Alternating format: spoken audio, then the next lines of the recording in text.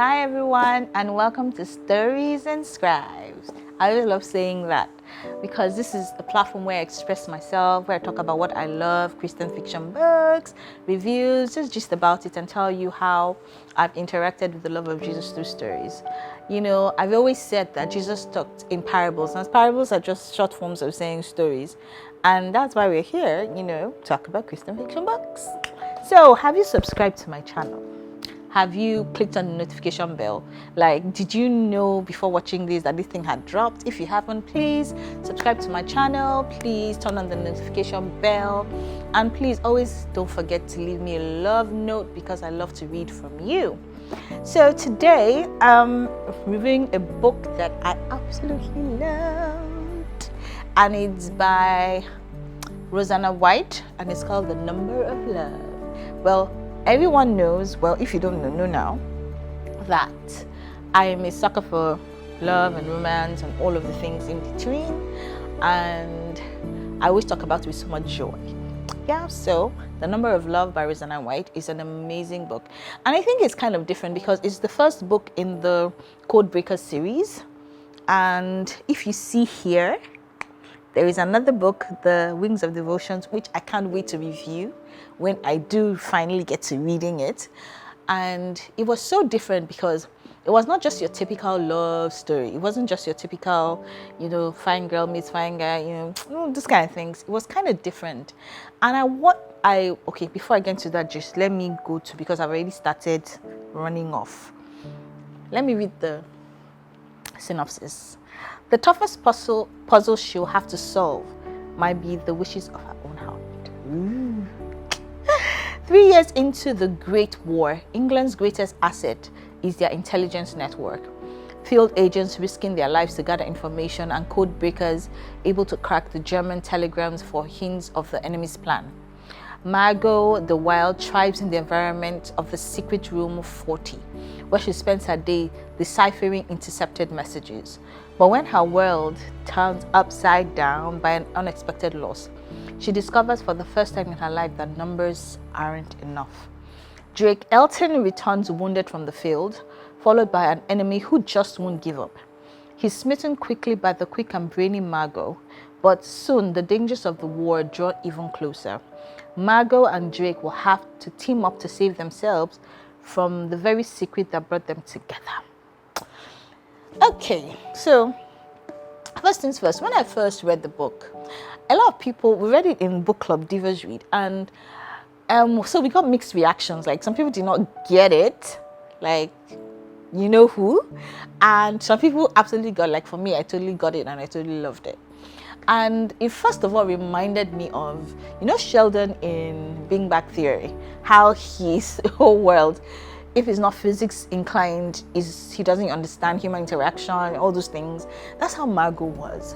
And I love that numbers were her thing. Like she could not understand, like, apart from numbers, the real world was strange to her. But if you were able to put maybe the equation of love or love in an equation and give it to Margot, she probably would have understood it vis-a-vis my heart is palpitating, or my tummy, butterflies in my tummy. She couldn't understand all of this, and that's how she was wired. As I'm reading through this book, I can't appreciate that all of us can be the same. And the folly we have is that everybody is trying to make everybody the same as they are. So I'm thinking, like, if I want everybody to be like me, it's going to be very boring because, sometimes I can be boring. But when you have different parts, different characters, different people, different ideologies, different framework set up, that's why we have personality types. That's why we have personality types. That's why we have different people with different perspectives to life itself. It makes it very interesting. And loving someone that is different from you is totally amazing because you have to learn something else. And that's why one of the things I love, the love language, the book, The Love Languages, because it helps us recognize the different ways people can receive and accept love. So Margot was that kind of girl. She was, that kind of a girl in the midst of boys, but she doesn't even mind because she thinks in numbers. And so even when people try to hit on her, try to get her attention and carry her attention, she just couldn't understand it. outside the sphere of numbers and of work. So imagine in the book, you will see that one of the things that really, really interested Margot was she was playing a game with someone she didn't know on a chessboard. And that was intriguing to her. And that was what she anticipated, looked forward to. You know, as against just, oh, I write him letters, you know, that kind of thing. So here comes our guy, Drake. And Drake likes Margot. And he had to begin to understand how to communicate with her and how to communicate his love with her. And you know that in the beginning when you first meet, and you know he's a field agent, she is a decipher or interpreter of the codes that they intercept from the Germans. And you know how at first the first interact, how they now have to work together to get a particular code and whether Germany was going to bomb next, you know, all that kind of thing. It was so cool and so interesting. But guess what? Even when he was trying to throw his advances at Margot, she was not getting it. Then he began, oh, it was so romantic, my people. Do you know he began to put letters and love notes in code forms? Like, I was like, oh my God, like, do you know how beautiful it is for someone to love you in your own language? Like, it is like the key to unlock the treasure of life. Let me just put it that way. And that was how Drake was patiently able to win over her heart by deciphering, giving her codes to decipher his love for her. See, I got this one at Sefer Books. Go and buy it and go and read it. I'm telling you, the thing is very, very interesting because it was so beautiful for someone to pay attention to you, to woo you in your own language. And it reminds me of Hosea. There's a particular portion of Hosea says that God says, I loved you, I wooed you, and I brought you into the wilderness, and I tended to. See, those kind of things are very, very, very, very, very good to the heart. Do you understand?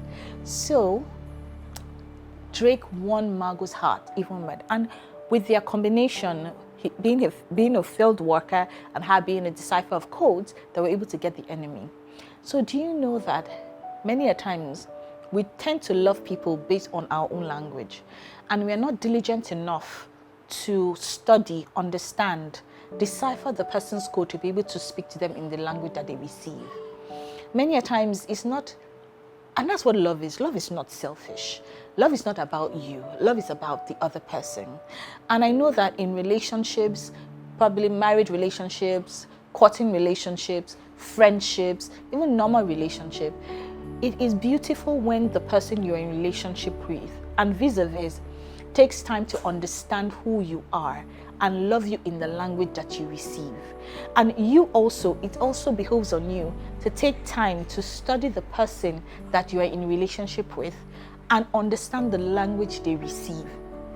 Isn't the world going to be a beautiful place where everyone understands who they are and the love language that they have and express their love through those languages? So I love receiving gifts, if that is my love language, but that's not. If that is my love language, do I now love someone by giving them gifts because I want to receive gifts? So supposing the person I want to give gifts, the person's love language is acts of service. Why don't I understand and decipher that code to give the person how the way the person needs to be loved by acts of service? Do you understand? So I think that it's a beautiful thing. And you know, that's what God did for us. God loved us even when we didn't love ourselves. So God understood that the whole of mankind needs to be saved by my love. How did he love us? He loved us by giving us his son. He didn't love us by taking from us. He first loved us by giving us what we need, not giving us what he needs. Isn't that amazing? And in return, once we come in Christ, we begin to understand how God needs to be loved. Without faith, it is impossible to please God. But you only have faith when you come through the love of God to Christ. It's amazing. And I think that when we partner with God in understanding how he's loved and he understands how we love, we conquer the enemy. Like, once we understand and we begin to understand the echoes of his love, and he understands the echoes of our love, and we begin to communicate, the devil is defeated. Yeah? So, Number of Love was really, really an amazing read. I can't wait to read, On the Wings of Devotion. Yeah, because it's all going to be super duper interesting. Roseanna White did an amazing job. and I recommend this to anyone and everyone that can get their hands on it. And I said, Sefer Books, that's where I got this. Thank you, and I'll see you in the next video. Bye.